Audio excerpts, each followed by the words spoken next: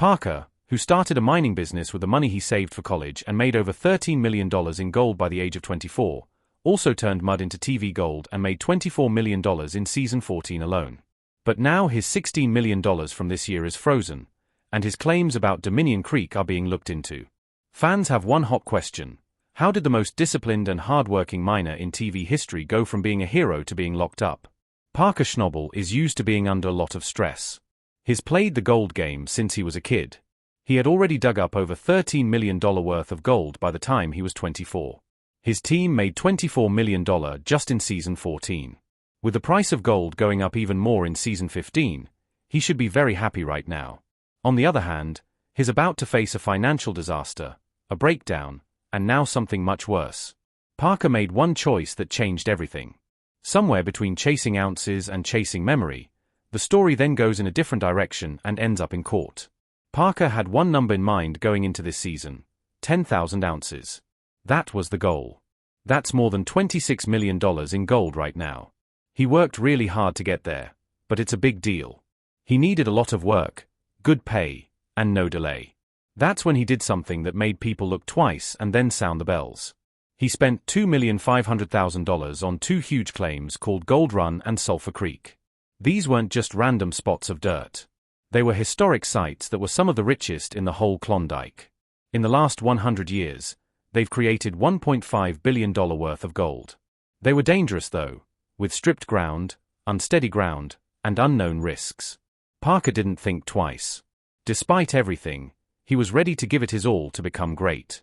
Parker had to move Bob, his biggest wash plant, from Ken and Stewart's claim to Sulphur Creek so that the new claims could work.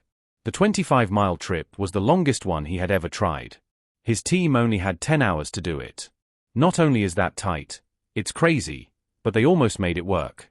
Broken parts were quickly fixed by mechanics, and Tyson Lee pushed the details. Finally, Bob was up and going. Things looked really good for a moment. Bob caught 290.05 ounces of gold worth $766 in just 4 days, with an extra 276.01 ounces from Roxanne at elbow cut. Parker's team surpassed the 6-ounce mark, putting an official $16 million on the books. Right then, the risk looked like a good idea. However, time was running out. Behind the scenes, more problems came to light. As they dug deeper at Dominion Creek and Bridge Cut, Parker's main gold wash plant, Big Red, broke down after 12 years and more than $53 million in gold. When the tension bars broke, the whole process stopped. Over the years, that plant had brought in $34,300. Now it was gone. Parker had no room for mistakes. When only Bob and Roxanne were running, he needed everything to go well, but it didn't. There was already legal trouble going on that you didn't see on TV. Parker made deals quickly because he was in a hurry to increase his claims and get every last bit of money before winter. He bought nearby claims through a private deal that skipped steps for environmental review. At the first sign of trouble at Sulphur Creek, there were questions about permits, disturbing a protected waterway, and old fuel tanks hidden on the land. These were all questions that didn't have clear answers. You probably didn't notice the first signs, like an inspection that was late or a visit from government officials who were quiet, but there were warning signs. As Parker pushed harder, keeping the business open 24 hours a day, 7 days a week, and hauling thousands of yards of gravel through protected areas, those red flags turned into subpoenas. Then the big surprise came. Federal charges were brought against Parker for allegedly knowingly breaking the law about the environment in very serious ways. Dredging that is against the law, messing up nationally protected streams, and not properly getting rid of trash are all connected to that $2,500,000 land deal. When the police looked more closely, they found more missing paperwork, overrides on permits, and, worst of all, fake inspection reports signed by freelancers who were supposedly working for Parker. The show stopped being about ounces all of a sudden and became about proof. To get to his 10,000-ounce goal, prosecutors said Parker knew he had to go beyond what was allowed. They said he took shortcuts, ignored warnings, and put the environment and public safety at risk. In court, the numbers were very bad. 68 violations were recorded. More than $300,000 worth of changes were made to the site without permission. The dirt around the equipment was affected, and over 8 gallons of hydraulic fluid were missing. Parker's defense team tried to put on the brakes. They said that everything was wrong and that workers had messed up. They also said that the missing permits were just due to delays in paperwork and that no one was trying to break the law. Things got messy when the emails were shown in court, though. In an early season thread, Parker was pushing for non-stop production and telling his team not to worry about agency meddling. Not only did that message make people look twice, it kept coming up. And each time it did, the courtroom became quieter. The case then moved. Someone who used to work on the crew but quit in the middle of the season came forward and said Parker knew exactly what he was doing and had been told several times about the missing paperwork and possible violations, but he still did it. Suddenly, there wasn't an argument about who was to blame. There was a full-on spotlight on a leader who was under a lot of pressure and was doing everything possible to reach that 10,000-ounce goal. The results were terrible. It was like a pile of pay dirt, environmental crimes, site damage, and so on, inspection reports that were not true and careless digging on government land. It wasn't just one mistake. It was a trend. This is the kind of trend that prosecutors called willful disregard for the law.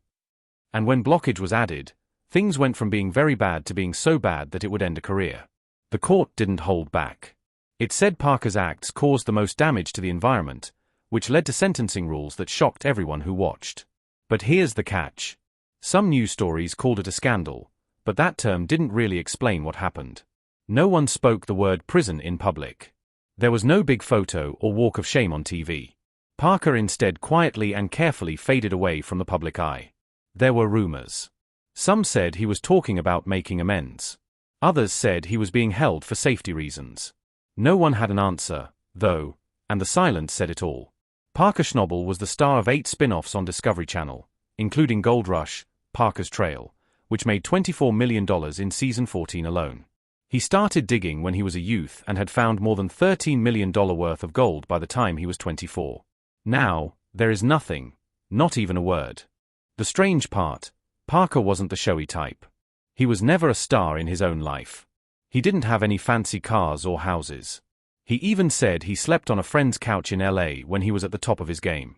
His money wasn't wasted on flashy things. Instead, he used the money to make memories, trips with his dad, shooting weekends with his friends, tickets to the World Series, and trips to Vegas. It was never about the cash. It had to do with loyalty and knowledge. That was how he thought from the start. In Alaska's wilds, his great-grandfather made a life for himself in 1937. His grandmother joined him. His dad still gets up at 4:30 every day to go to work. Parker grew up with people who never gave up, who worked through pain, and who never gave up no matter how hard things got. That's what made him who he was, and it hurt so much to see him fall.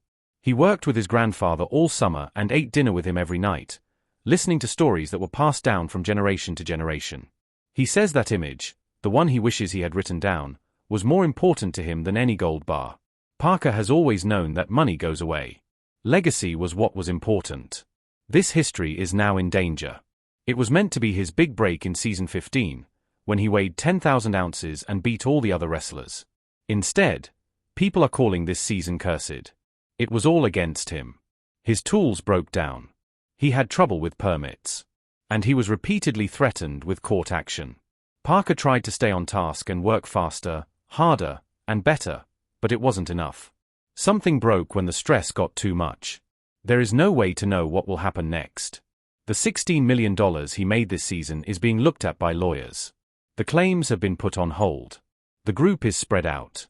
Some are keeping quiet, while others are trying to keep things together. Things feel different without Parker at the heart, though. Parker bet the most on Dominion Creek than on any other thing. He bought the land instead of just renting it like before. That meant there were no monthly fees or royalties to pay. It also meant that he was the only one who could lose. That check he wrote, $15 million, right away, one payment, no money back. And that was just the beginning. Because the gold at Dominion wasn't just lying there, it was buried more than 40 feet down. It would take a lot of money to get there, more money for tools, gas, work, and time. It looked like a smart move based on the numbers. Dominion has about 80,000 ounces of gold. At the current price of about $2,000 an ounce, that's $160 million just sitting there. Parker thought of it as more than just a mine. He saw a future.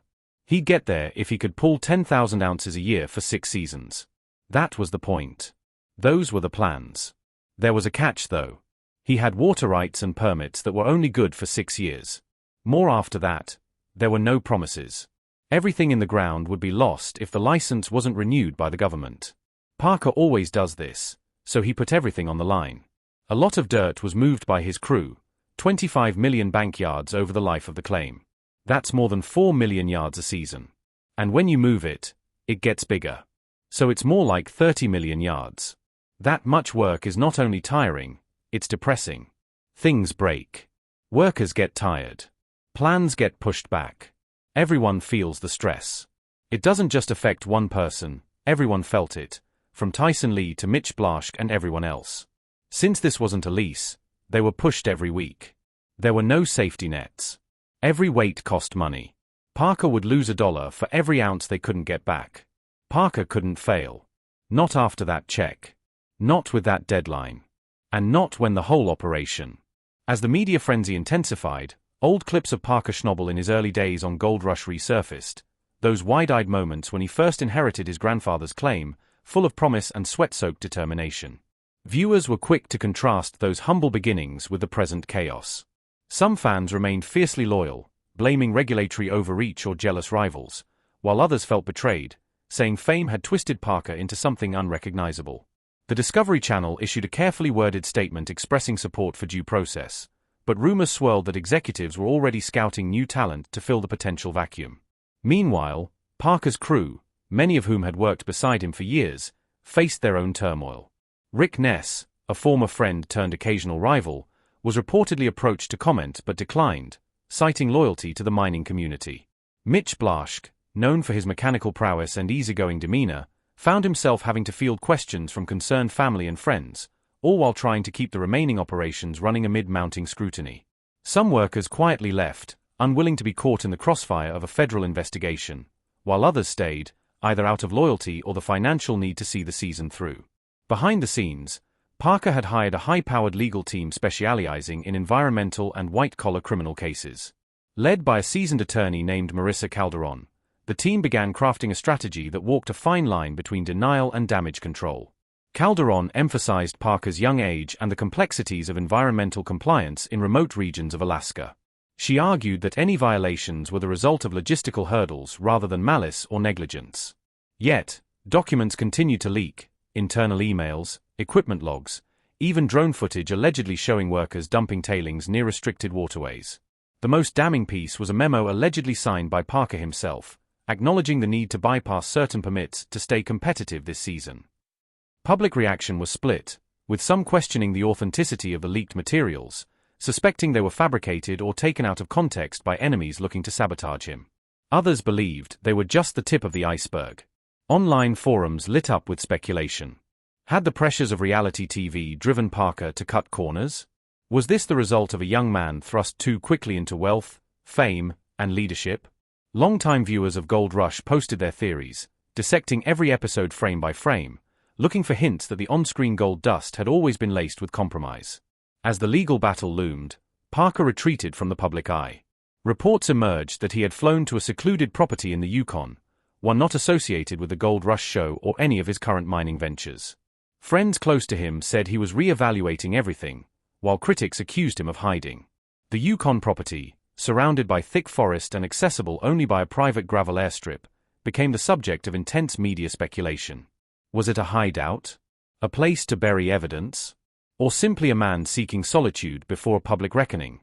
Then, unexpectedly, came a glimmer of hope. One of the key charges against Parker, illegal disposal of mercury-contaminated sediment, was quietly dropped due to lack of evidence. The announcement came not with fanfare, but tucked within a court filing late on a Friday. Supporters took this as a sign that the case was crumbling, that the truth was more complex than prosecutors had suggested. But skeptics pointed out that several other charges remained and that dropping one count was a common legal tactic to streamline prosecution. The battle was far from over. The court date finally arrived. Outside the courthouse in Anchorage, news vans jostled for position while a crowd of fans and critics gathered, holding signs ranging from "Justice for Parker" to "Gold doesn't excuse crime." Parker arrived in a dark suit, his face pale and drawn, accompanied by Calderon and a small entourage of advisors. Inside, the proceedings were tense but orderly. The prosecution laid out its case in cold, methodical terms, presenting satellite imagery, water quality data, and testimony from former employees who claimed they were pressured to ignore environmental guidelines. One such witness, a former site foreman named Dale Kruger, alleged that Parker had created a culture where shortcuts were encouraged as long as gold kept flowing. Calderon countered with her own witnesses, environmental consultants who attested to the inherent unpredictability of mining in such extreme conditions, and longtime crew members who spoke to Parker's integrity and passion for the land. They painted a picture of a young entrepreneur overwhelmed by competing demands, audience expectations, production deadlines, market pressures, and the harsh realities of frontier mining. If mistakes were made, Calderon said during her closing argument, they were the mistakes of a man trying to do the impossible, not of a criminal mastermind. After 3 weeks of intense arguments, the case went to jury deliberation. For 2 days, the nation held its breath. Then, on a stormy Monday afternoon, the verdict was announced: guilty on 2 lesser environmental violations, not guilty on the more serious charges of intentional dumping and conspiracy. The courtroom buzzed with mixed reactions. Parker's team celebrated the partial victory, while prosecutors vowed to pursue additional regulatory action through civil channels. The judge ordered Parker to pay a fine of $750,000 and to halt operations on the disputed site pending further review. In the weeks that followed, Parker gave a single interview, a sit-down with a respected journalist known for probing celebrity downfalls. "I let things get away from me," Parker admitted, eyes shadowed by regret. "I lost sight of the land, of the legacy my grandfather built. And I'll carry that forever." The interview was somber but redemptive, suggesting a man not broken, but tempered by fire. He announced plans to launch a non-profit aimed at helping young miners navigate the labyrinth of environmental regulations. Skeptics saw it as a PR move, but others believed it marked the beginning of a new chapter. Gold Rush producers, sensing public interest, began filming a documentary-style miniseries tentatively titled After the Dust, The Parker Schnabel Story. The project promised a raw, unfiltered look at his rise, fall, and potential redemption. Cameras followed him as he returned to the Yukon, met with regulators, and began rehabilitating damaged land with the help of environmental scientists. The footage was striking. Parker, once the prince of pay dirt, now knee-deep in sludge, planting willows along a creek bed under the grey northern sky. Fan response was overwhelming. Ratings soared. Letters poured in, some offering forgiveness, others demanding more accountability. One handwritten note, from an elderly viewer in Montana, simply read, "We all mess up, Parker. What matters is what you do next." By the end of the year, Parker's image had evolved from disgraced celebrity to complex anti-hero, a symbol of the blurred lines between ambition and consequence in the modern age of resource exploitation. He remained under probationary supervision, his mining licenses subject to strict oversight, but he was free. And he was working. As he stood once more on the edge of a new claim, this time fully permitted, fully compliant, he looked not at the dirt, but at the horizon. There was gold out there, sure. But more importantly, there was time to rebuild, to reflect, and perhaps, to make good on the promise he had once shown as a scrappy kid with a dream. In the world of mining, nothing was certain. Except, maybe, the weight of your choices, and the hope